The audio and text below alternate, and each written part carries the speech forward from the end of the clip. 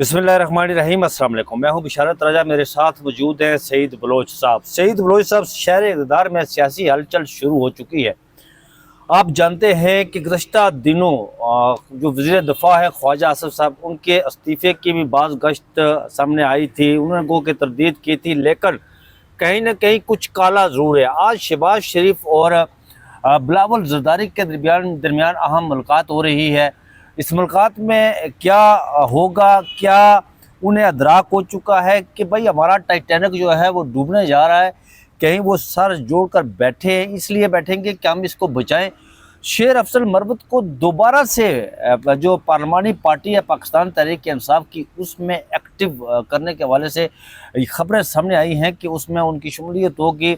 और शेर अफजल मरबूत ने भी कुछ चीज़ें सामने रखी हैं कि मैं खामोश रहूँगा उस सूरत में कि पार्टी के अंदर से मुझ पर कोई तनकीद ना करे।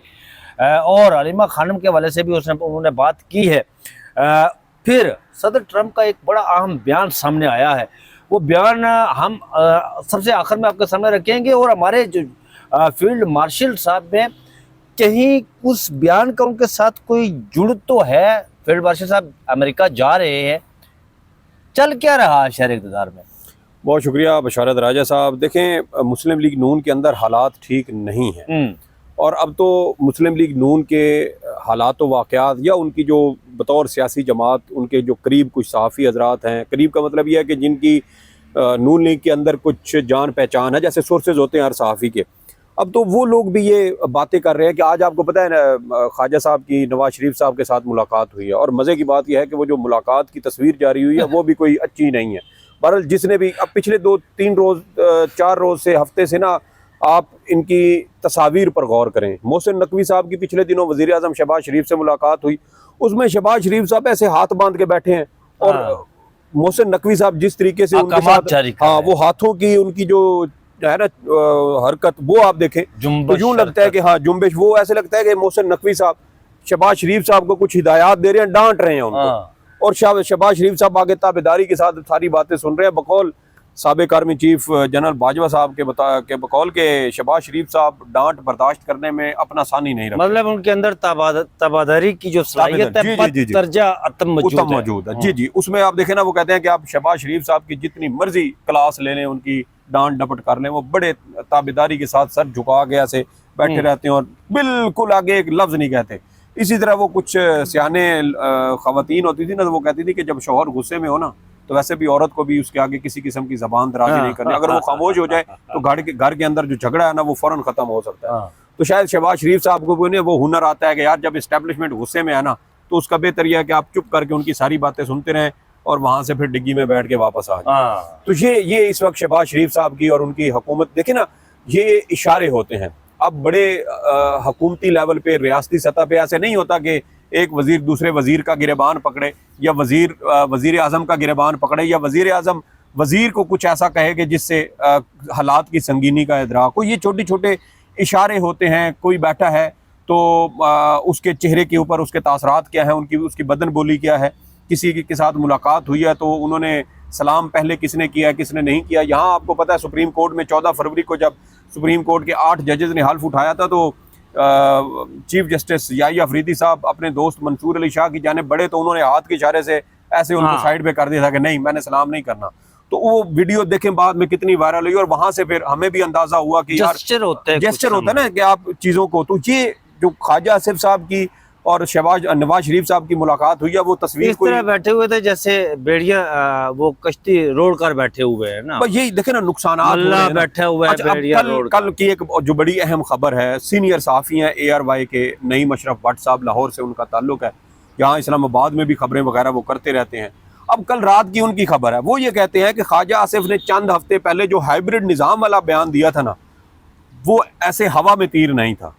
वो बड़ा नपा तुला, बड़ा वेल कैलकुलेटेड किस्म का वो बयान था, और उस बयान की मंजूरी नवाज शरीफ साहब ने खुद दी थी। और ये वो बयान था हाइब्रिड वाला, जहां से एस्टेब्लिशमेंट के साथ ख्वाजा साहब के जो मामलात है ना, वो बिगड़ना शुरू हुए। यानी कि ख्वाजा साहब के मतहत कुछ सरकारी मुलाजमीन अब अपने वजीर खारजा के ऊपर चढ़ाई कर रहे हैं। ये इस वक्त वजीर दिफा के ऊपर। तो ये इस वक्त सिचुएशन बन रही है। अब ख्वाजा साहब का आप देखें, फिर उसी के बाद वो ADCR को उठाया गया, वो मामलात कुछ पहले बताए जा रहे हैं कि पहले से चल रहे थे। फिर इसमें नौशीन इफ्तिखार साहिबा का भी एक नाम आ रहा है कि नौशीन इफ्तिखार साहिबा जो है उनके भी कुछ ख्वाजा साहब के साथ मसाइल थे। वो वजीर बनना चाहती थी और उन्होंने फिर मरियम साहिबा को अप्रोच किया, वहाँ से फिर ये कहीं ADCR साहब के खिलाफ कुछ शिकायत आई। तो ये डार्ट्स दूसरे डार्ट के साथ कनेक्ट हो रहे हैं और ये सारे मसाइल जो है ना वो अब सामने आ रहे हैं। और कुछ लोग अब ये, जैसा कि मैंने कहा कि नवाज शरीफ साहब की उसमें भी ये बयान शामिल था, और ये जो ट्वीट किया है 2-3 रोज पहले ख्वाजा आसिफ साहब ने कि पुर्तगाल में ब्यूरोक्रेसी बहुत जायदादें ले रही है, उसके बारे में भी नईम अशरफ भट्ट साहब का ये ख्याल है कि वो ट्वीट भी दर हकीकत ख्वाजा आसिफ ने नवाज शरीफ की मर्जी और उनकी इजाजत से किया है, उनकी रजामंदी शामिल है। तो मुझे यूं लगता है कि नवाज शरीफ साहब छठी बार एक वो एस्टैब्लिशमेंट के साथ वो मत्था लगा चुके हैं, सींग फंसा चुके हैं। नवाज शरीफ साहब की उनकी ये खूबी कहें खामी कहें, अगर गवर्नेंस के हिसाब से देखा जाए तो ये उनकी सबसे बड़ी बुरी आदत है, बड़ी गंदी आदत इसको कहना चाहिए कि वो अपने ही लगाए हुए आर्मी चीफ के साथ फिर कहीं ना कहीं साल 1.5-2 के बाद वो फंडा डाल देते हैं। और मुझे लग रहा है कि इस बार भी उन्होंने फिर अपने ही लगाए हुए कलाड़ी पर खुद पैर मारते हैं, कलाड़ी के ऊपर खुद पैर मारते हैं। और देखे ना, अगर नईम अशरफ भट्ट साहब मुस्लिम लीग नून के अंदर तक तो उनकी बड़ी अच्छी रसाई है, बड़ी, इससे पहले उन्होंने बड़ी खबरें ऐसी दी हैं जो बिल्कुल हर्फ बार्फ दुरुस्त साबित हुई हैं। तो अगर वो अपने सोर्सेज से ये कंफर्म करके खबर दे रहे हैं, और दोनों ट्वीट्स और वो बयान हाइब्रिड वाला कि जिसमें नवाज शरीफ साहब की रजामंदी शामिल है, तो इसका मतलब ये है कि नवाज शरीफ साहब भी और ख्वाजा आसिफ समेत मुस्लिम लीग नून इस वक्त गर्म पानियों में उतर चुकी है। बल्कि यूं कहा जाए कि गर्म पानी इनको अपने घेरे में ले चुका है, तो ये गलत नहीं होगा। अब देखना यह है कि मुस्लिम लीग नून इस सारे प्रोसेस में कैसे बाहर निकलती है। ये हमारी इस्टेब्लिशमेंट का फितरत है, उनका मिजाज है पिछले 77-78 साल से कि जो भी नई हुकूमत बनती है उसके चंद ही महीनों के बाद ये उसकी टांगे खींचना शुरू कर देते हैं। इमरान खान साहब की 2018 में हुकूमत बनी, अगस्त 2018 में हुकूमत बनी, और नवंबर 2018 में उस वक्त के जो DGC थे फैज हमीद साहब, उन्होंने जनरल फैज साहब, उन्होंने मोहम्मद जुबैर साहब के जरिए मुस्लिम लीग नून हुकूमत से रब्ता, मुस्लिम लीग नून की पार्टी से बतौर पार्टी उन्होंने रब्ता कर लिया था, पैगाम रसानी शुरू हुई थी। और फिर अप्रैल 2019 में तो बाकायदा 8 घंटे की पहली मुलाकात भी हो गई थी। तो यहाँ से आप अंदाजा लगा लें कि हुकूमत बनने के महज 3 महीने के अंदर हुकूमत गिराने का प्रोसेस शुरू कर दिया गया था।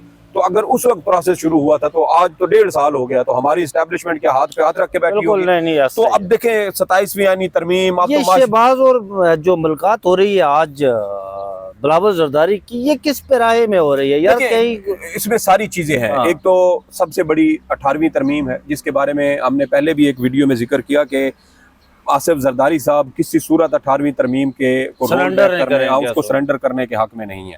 बिलावल साहब भी हक में नहीं है। और बिलावल साहब के बारे में तो हमें ये भी बताया गया गुज़श्ता दिनों कि बिलावल साहब जो पिछले बैरून मुल्क रहे हैं ना, वो बिला वजह नहीं रहे, वो गए ही इसी वजह से कि मैं 18वीं तरमीम के मामले पे कोई बात करना ही नहीं चाहता। वो इस हद तक इस चीज से वो कहते नहीं, 18वीं तरमीम हो गई, सूबों का हक है, किसी सूरत बात नहीं की जाएगी। वो इस बातचीत से, राब्ते से बचने के लिए बैरून मुल्क चले गए थे। लेकिन पिछले दिनों आसिफ जरदारी साहब का कल से जो चीजें सामने आ रही हैं, उसकी वजह से अब वो के एस्टैब्लिशमेंट संजीदा हो चुकी है। और 3-4-5 रोज पहले वजीर आजम साहब शहबाज शरीफ साहब ने एक कमेटी बनाई थी, जिसका मकसद 18वीं तरमीम का जायजा लेना कि कौन से ऐसे इसके अंदर वो सुकम है या कोई ऐसी चीज़ें हैं जिनको दुरुस्त अंदाज में सूबों की जानिब से इस्तेमाल नहीं किया गया। ये सूबों की जिम्मेदारी थी और उन्होंने अपनी जिम्मेदारी पिछले 15-18 साल में पूरी नहीं की, तो अब उनसे वो फिर चीज़ें वापस ली जाएं। तो इसके ऊपर कमेटी बनी जिसने अपोजिशन यानी सबसे पहले पाकिस्तान पीपल्स पार्टी के साथ रब्ता करना था, और पीपल्स पार्टी अगर इस मामले में इंगेज हो जाती, वो राजी हो जाती, तो फिर दीगर सियासी जमातों को इसमें शामिल किया जाता। लेकिन एक खबर ये भी है सही बलोच साहब कि आज जो शहबाज शरीफ और बिलावल जरदारी की मुलाकात हो रही है, खबर ये है कि बिलावल जरदारी साहब समझते हैं और शहबाज शरीफ साहब समझते हैं कि जिस तरह हम यहाँ पर हुकूमत कर रहे हैं, उन्हें तो बखूबी इस बात का पता है कि किस तरह हम मसलत किए गए या नाफज किए गए अवाम की गर्दनों पर, 25 करोड़ अवाम की गर्दनों पर। अगर हमने 18वीं आईनी तरमीम को अनडू कर दिया तो फिर हमारे पल्ले कुछ नहीं बचेगा। खबर इसमें यह है कि ये दोनों हजरात जो है वो अब बैठेंगे, वो इस मुद्दे पर बात करेंगे कि पाकिस्तान तहरीक इंसाफ को इस मामले पर ऑन बोर्ड लिया जाए। क्या पाकिस्तान तहरीक इंसाफ को वो ऑन बोर्ड लेते हैं तो अब क्या समझते हैं कि पाकिस्तान तहरीक इंसाफ इस मुद्दे पर उनके साथ जाएगी 27वीं तरमीम पर और 18वीं जो तरमीम है उसको अनडू करने के, जैसे सबसे बड़ी जो चीज़ है ना एस्टेब्लिशमेंट को, जिस तरह आपको पता है जनरल बाजवा बल्कि जनरल राइस शरीफ के दौर से एस्टेब्लिशमेंट को ये बात खटक रही थी। एक तो सूबाई खुद मुख्तारी के हवाले से, जो NFC अवार्ड है उसके हवाले से कुछ इख्तियारात हम एस्टेब्लिशमेंट कहती है कि ज्यादा चले अब गए। जो फाटा है वो उसको दोबारा से जो फेडरल के मदद करने के हवाले से, ये सारी चीजें, क्या ये कहीं मेरे ख्याल में बेल मुंडे नहीं चढ़ेगी कहीं? देखें, अब जिन्होंने चढ़ानी है ना हाँ। वो चढ़ाएंगे। अच्छा, ये जो फार्म 47 वाले बनाए गए हैं ना, वो मतलब वो चंद चढ़ा के लेंगे, वो चंद चढ़ाएंगे। उसकी वजह ये है कि जब फार्म 47 पर लोगों से राब्ते किए गए थे ना, तो उसमें एक शर्त रखी गई थी।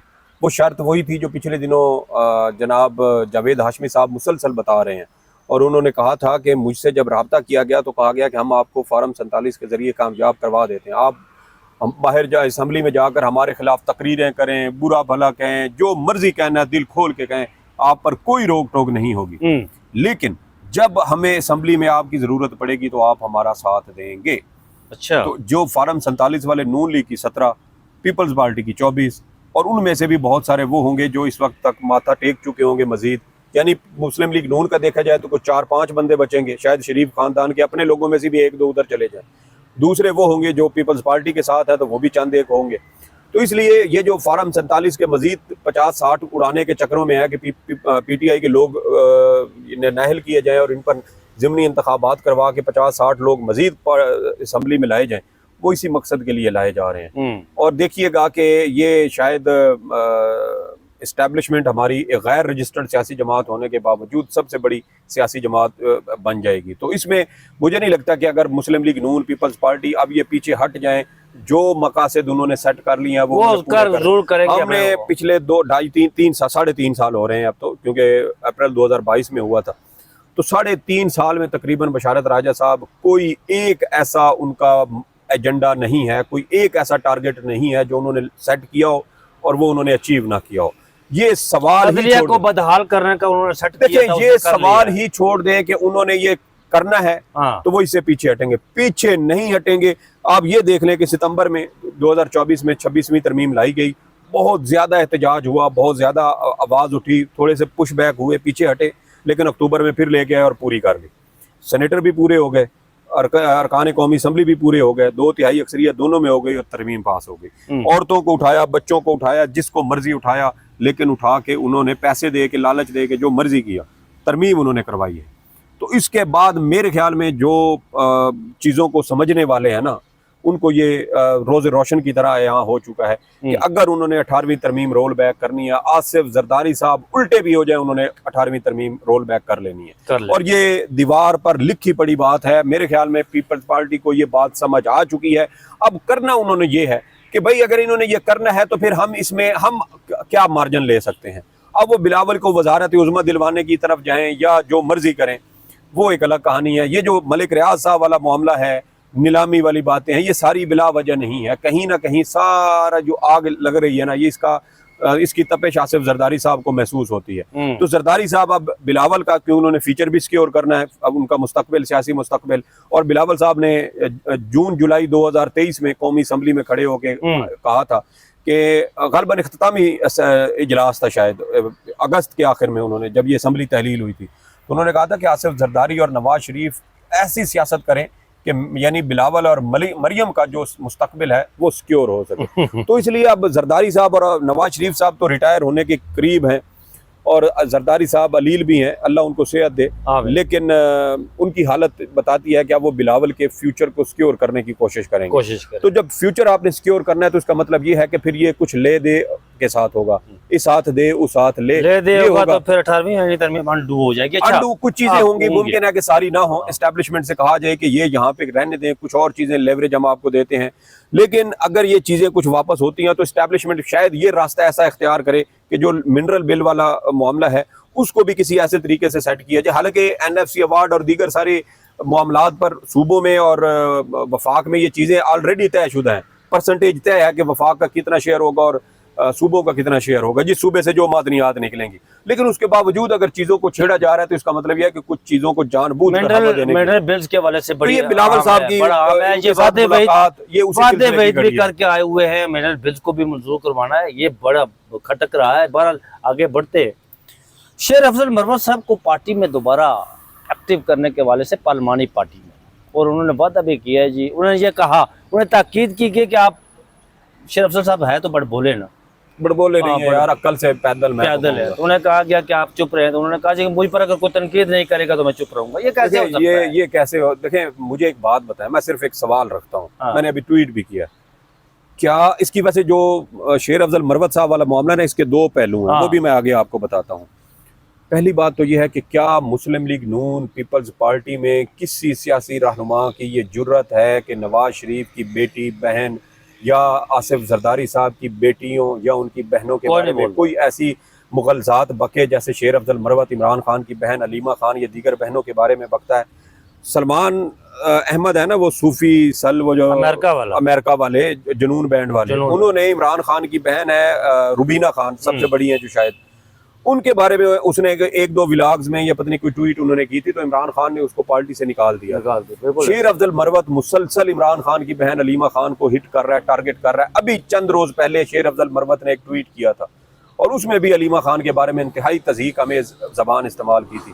ये इमरान खान की बहनें क्या ये लवारिस हैं या इनका इमरान खान के साथ कोई खूनी रिश्ता नहीं है, या लिपालिक हैं कि इमरान खान को इनकी फिक्र नहीं है? यार आप अपनी कद काट देखें, अपनी औकात देखें, और आप पार्टी सरबराह की बहनों के बारे में ये बात करते हैं जो आपके पार्टी मामलात में इतना ज़्यादा दखल भी नहीं देती, सिर्फ अपने भाई की रिहाई की कोशिश कर रही है। तो नवाज शरीफ और जरदारी साहब की बहनों की या बेटियों के बारे में कोई ऐसी बात करता है ना, तो सियासत तो दूर, उसका पाकिस्तान में जीना रहना महाल हो जाता। तो ये थोड़ा इंसान के अंदर भी ज़र्फ होता है। शाहिद खाकान अब्बासी साहब ने भी नून लीग छोड़ी है, हाँ। चौधरी निसार साहब ने भी छोड़ी है, आसिफ किरमानी साहब ने भी छोड़ी है, जावेद अब्बासी साहब ने भी छोड़ी है, जावेद हाशमी साहब ने छोड़ी है। कितने पीपल्स पार्टी बहुत सारे लोग छोड़ गए हैं। कितने लोग हैं जिन्होंने नवाज शरीफ या आसिफ जरदारी के अहले खाना के बारे में कोई जबान किसी ने ऐसी कोई नहीं किया। शाहिद खाकान अब्बासी को मरियम की पॉलिसियों से इख्तलाफ था, आसिफ किरमानी को, जुबैर साहब को, सबको मरियम की पॉलिसी से इख्तलाफ था, लेकिन किसी ने उनकी किरदार कुशी नहीं की। हाँ, सियासी फैसलों पर खुल के तनकीद करें, लेकिन इस तरह तो ना करें जैसे आप कर रहे हैं। तो ये शेर अफजल मरवत साहब का मेरे ख्याल में। और दूसरी बात जो उनकी वापस लेने के हवाले से, उसके दो रुख हैं। पहली बात तो यह है कि कुछ जरा ये कहते हैं कि पीटीआई का पार्लिमानी जमात का आज इजलास हुआ ही नहीं है।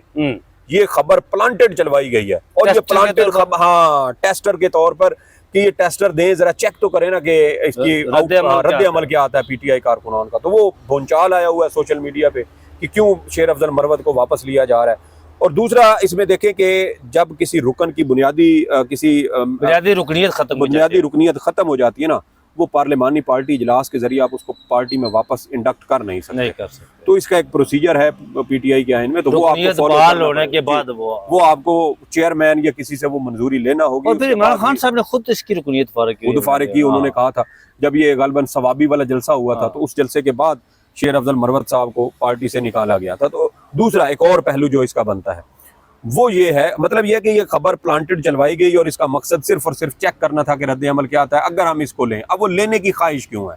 मेरी इसमें अंडरस्टैंडिंग ये है कि पार्टी की आदत जो बाहर मौजूद है, ये मज़ामती सियासत कर नहीं सकते। इनके गोडे गिट्टों में शायद पानी पड़ चुका है, ये मज़ामती सियासत के काबिल है नहीं। और इनकी कोशिश अब ये है कि अगर शेर अफजल मरवत, जैसे उन्होंने 3-4 रोज पहले ट्वीट की कि मुझे मुकम्मल आज़ादी दें, मैं जल्द से जुलूस भी करूंगा, आवाम को मुतारिक करूंगा, सब कुछ करूंगा, लेकिन मेरे काम में किसी को रुकावट ना डालने का कहा जाए।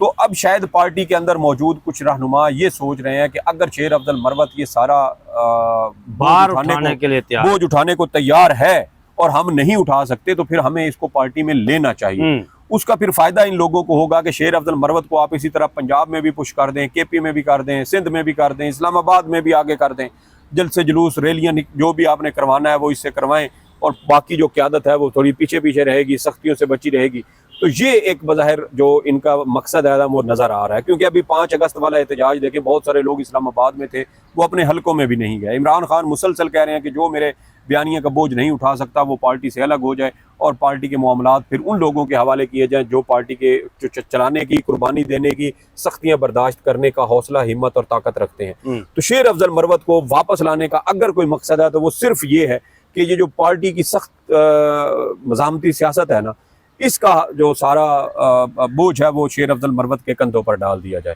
लेकिन पार्टी के कारकुनान कबूल करने को इसको तैयार तैयार नहीं है। मैं नहीं। चाहूँगी सोशल मीडिया पर अभी थोड़ी देर पहले देख रहा था, बहुत सारे जो वाल है वो सारी इसी के ऊपर भरी हुई सामने आ रही है कि शेर अफजल मरवत कैसे इमरान खान की मर्जी और उसकी इजाजत और उसकी परमिशन के बगैर इसको आप पार्टी में ले सकते हैं।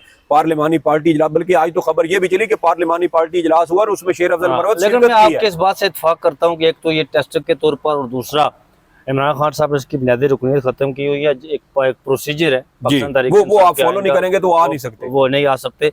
अच्छा, आखिरी खबर की तरफ आते हैं यार। ये जो इब्राहिम अकॉर्ड जिसका बड़ा चर्चा है, ट्रंप ने कहा जी कि खलीजी जो ममालिक के इसको इसराइल को तस्लीम करें ताकि इस खित्ते में अमन आए, और कुछ वादे वही हमारे, और अभी हमारे फील्ड मार्शल साहब भी वहाँ जा रहे हैं। ये एक ऐसे वक्त में बयान सामने आना, क्या चीज मानी, इसकी क्या हो सकते हैं? देखिए, अभी 2-3 रोज पहले ना ट्रंप साहब का एक बयान आया था, और वो बयान ये था कि उन्होंने अपील की थी तमाम खलीजी ममालिक से कि आप इसराइल के साथ अपने ताल्लुकात बहाल करें, और जो इब्राहिमी मुआहदा है उसकी आप सब लोग तौसीक करें। तो आप देखें कि पाकिस्तान उस मुआहदे की तौसीक करने या इसराइल को तस्लीम करने में सिर्फ एक कदम पीछे है, और वो एक कदम यह है कि जिस वक्त सऊदी अरब कर लेगा पाकिस्तान भी कर लेगा। और सऊदी अरब और पाकिस्तान इस मामले में मेरे ख्याल में सेम पेज पर हैं। दोनों की कोशिश होगी कि कोई ऐसा रास्ता निकले, अगर जैसा कि सख्तियां आ रही हैं, अमरीकी मुआहदे जो हो रहे हैं, जो दबाव सामने लाया जा रहा है, उससे ये साबित होता है कि ये मुआहदा होना है। अब वो 2 रियासती हल की तरफ भी बहुत सारे मामलात आगे बढ़ चुके हैं। फ्रांस ने भी 2 रियासती हल की तजवीज़ दी है, अगरचे अमेरिका भी मुखालफत कर रहा है। ब्रिटेन ने भी दी है। जी जी, मुझे यूं लगता है कि ये जो गजा के अंदर बमबारी और ये सारा बुनियाद बनाई गई है ना, ये बुनियाद ही दर हकीकत 2 रियासती मुआहदे की राह हमवार करने के लिए थी। इतने बच्चे, खवातीन, मासूम लोगों का कत्लेआम हुआ है कि अब इसराइल के जो कट्टर हामी थे, पूरा यूरोप था, अब वो भी इसराइल के खिलाफ तिजारत ख़त्म करने, पाबंदियाँ लगाने और फ़लस्तीन की रियासत को तस्लीम करने की बात कर रहा है। अभी जुलाई के महीने में फ्रांस के सदर इमैनुअल मैक्रोन ने यह कहा था कि हम सितंबर में अगर इसराइल इस हवाले से, गजा के हवाले से कोई मुस्बत पेशरफ्त नहीं करता तो हम फ़लस्तीन की आज़ाद रियासत को तस्लीम कर लेंगे। वो तो ब्रिटिश प्राइम मिनिस्टर ने भी कहा, तो वो सितंबर तक उसको मोहलत दे रहे हैं। और उससे पहले अब ट्रंप साहब ने जो चीज़ तय कर ली है वो तय कर ली है, अब वो उन्होंने करनी है। देखिए, अगर हमारी इस्टेब्लिशमेंट अपने मकासद के लिए पूरे आइन को ऊपर नीचे कर सकती है, पर टैरिफ लगाऊंगा 50% बढ़ा 50%, और वो भी आगे मजीद लगेगा। आज भारत की वो खबर भी आपने सुनी होगी कि उन्होंने जो मुआहदा करना था $3.6 अरब के जो जंगी साजो सामान वो भी मनसूख कर दिया। राजनाथ सिंह का जो दौरा था अमेरिका का, वो भी मनसूख कर दिया। दूसरी जानिब अमेरिका ये प्लान कर रहा है कि मोदी साहब का नाम दोबारा एग्जिट कंट्रोल लिस्ट में डाला जाए और उनके अमेरिका आने पर पाबंदी लगाई जाए, क्योंकि वही 2002 के गुजरात। लेकिन हमें इससे खबरदार इसलिए रहना पड़ेगा सईद बलोच साहब के, आपको पता है कि अमेरिका और हिंदुस्तान की बड़ी दोस्ती थी, यारी थी। अगर दोस्ती यारी नहीं रही तो हमें भी इस पर ज्यादातर जो देखिए, उसमें मुशारत राजा साहब, उसमें एक सादी सी बात, जिस रोज अमेरिका और भारत में मुआहदे, तिजारती मुआहदे के हवाले से जरा सी भी ब्रेक थ्रू हो गया ना, अमेरिका ने हमें पटक के मारना। बिल्कुल देख लीजिए, बिल्कुल ऐसी और फिर बात घूम फिर के वहीं पे आएगी कि तरदीद कौन करेगा। और दूसरा, अभी ये जो मुआहदा हो रहा है, इसमें अगर वो अफ्रीकी खलीजी ममालिक को वो कह रहा है कि आप इसराइल को तस्लीम करें, सब कुछ करें, तो इसका मतलब ये है कि उसमें हम भी शामिल हैं। हाँ, बिल्कुल। हम इससे पहले भी बात कर चुके हैं कि पाकिस्तान में सिर्फ 3 सफारत खाने ऐसे हैं जो न सिर्फ हमारे अंदरूनी मामलात में, बल्कि हमारी बराह रास्त गवर्नेंस और हमारी जो सियासत है उस पर वो बराह रास्त असरअंदाज होते हैं।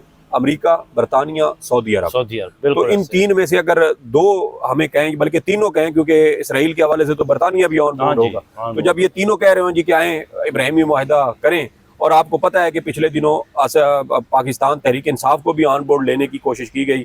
खबरें सामने आई कि मुस्लिम लीग नून हुकूमत एस्टेब्लिशमेंट को कह रही है कि भाईजान हम अकेले ये बोझ नहीं उठा सकते, आप तमाम सियासी जमातों को मिलाएं। एक कौमी हुकूमत बनाने की बातें भी चली थी कि जिसमें पीटीआई को भी इंगेज किया जाए, उनको भी ऑन बोर्ड लिया जाए, और फिर ये इब्राहिमी मुआहदा जो है इसकी तौसीक की जाए और इसराइल के साथ ताल्लुकात, ये जो कुछ करना है। तो अब वो चौंके, पहले एक मामला जेर बहस ही नहीं था 2 रियासती हल की तरफ, तजवीज़ की तरफ, अब वो तजावीज़ आना शुरू हो चुकी हैं। यही पाकिस्तान इसको बुनियाद बनाएगा कि देखें जी वो 2 रियासती मुआहदा हो गया है, अब वो इलाके कौन कौन से आते हैं वो देखना होगा। और ये जाते जाते मैं आपको ये खबर दे दूं, इस पर खोज करें आप भी, मैं भी करूंगा। खबर ये है कि जो मैंने बात की थी कि शहबाज शरीफ साहब और बिलावल जरदारी साहब मिल बैठेंगे और पाकिस्तान तहरीक इंसाफ को ऑन बोर्ड लेंगे। अब ऑन बोर्ड लेने से पाकिस्तान तहरीक इंसाफ की बाहर की क़यादत नहीं है। 18वीं तरमीम को अंडू करना है, कुछ चीज़ें अगर उसमें से ख़त्म करनी है, फाटा को दोबारा फेडरल के मतहत देना है, तो फिर इमरान खान साहब को ब्रीफ करने के हवाले से कुछ मामलात डिस्कशन हो रही है कि इमरान खान साहब को इस हवाले से ब्रीफ किया जाए अडियाला जेल जाकर। कल रात को पता है क्या खबर आई है? मुस्लिम लीग नून के वफाकी वजीर पार्लिमानी अमूर डॉक्टर तारिक फजल चौधरी साहब ने हामिद मीर साहब के प्रोग्राम में ये कहा है, वहाँ पर निसार जट साहब भी थे फैसलाबाद वाले PTI के, उन्होंने कहा कि सियासी लोगों को इमरान खान तक रसाई देने को तैयार है। तो ये, लेकिन मुझे नहीं लगता कि इमरान खान साहब मानेंगे। खुद सूबाई खुद मुख्तारी सूबों नहीं, का बात है। वैसे बात आपकी दुरुस्त है, मैं इससे आपकी इस बात से इत्तेफाक करता हूं। देखिए, इमरान इसमें खान जो को भी- रिहा करना इस निजाम की मौत होगा जी, सीधी देखिए बात है। वो ख्वाजा ठीक वो राना सनाउल्लाह हाँ। साहब ने कहा था कि इमरान खान जेल से बैठ के बयान देता है तो हमारी यहाँ पे पतलूने गीली इनकी होने लग बिल्कुल ऐसा जाती ही है। है। और उन्होंने कहा कि जिस रोज ये बाहर आएंगे इनके साथ खलकत होगी, रोकेगा कौन इनको? अब मैं आपको बताता हूँ कि इमरान खान, पंजाब में 12.5 करोड़ आबादी है जी। बशारत राजा साहब, और पुलिस टोटल कितनी है? 1,74,000। कौन रोकेगा? कोई नहीं रोक सकता। देखिए तारीख का अगर आप उसके उराक से गर्द जाड़े, सही बलोच साहब तो पढ़ें तो इमाम खमीनी जब फ्रांस से वापस आए थे तो उन्होंने एक नारा दिया था और एक आवाज़ लगाई थी, उठ है इंसानों के समुंदर उठ। तो पूरा ईरान जो है वो तेहरान में जमा हो गया था और उनकी गाड़ी को लोगों ने हाथों पर उठाया था। और इसी तरह इमरान खान साहब को ये पाकिस्तान के अंदर सब कंटिनेंट के अंदर बात करें तो इनको सूट करता है। इमरान खान साहब जब भी कहते हैं उठ है इंसानों के समुंदर उठ, तो लोग अपने घरों से बाहर निकल आते हैं। अब लोगों के दिलों में इमरान की मोहब्बत ये ना आपने डाली है या मैंने नहीं डाली, इस्टेब्लिशमेंट ने नहीं डाली, ताकतवरों ने नहीं डाली, हुकूमत ने नहीं डाली, ये अल्लाह ताला का काम है, उन्होंने डाली है। बल्कि इन लोगों ने तो कोशिश की है कि लोगों के दिलों में इमरान के लिए नफरत पैदा हो, लेकिन वो नहीं हो सकी। नहीं हो सका। और इमरान खान, आपकी बात बिल्कुल दुरुस्त है कि इमरान खान साहब अगर रिहा करते हैं उन्हें, और इमरान खान साहब अगर जमान पार्क की तरफ जाने का प्रोग्राम करते हैं, तो मैं समझता हूँ कि फिर इमरान होगा और पूरा पाकिस्तान होगा। ऐसा ही है। और शायद जमान पार्क अगर 4 घंटे का सफ़र है यहाँ से इस्लामाबाद से, तो वो सफ़र हफ्तों दिनों महीनों पर लग चला जाए। तो मुझे और सही बलोच साहब को इसी के साथ इजाज़त दीजिए। अपना बहुत सा ख्याल रखिएगा। अल्लाह हाफिज़।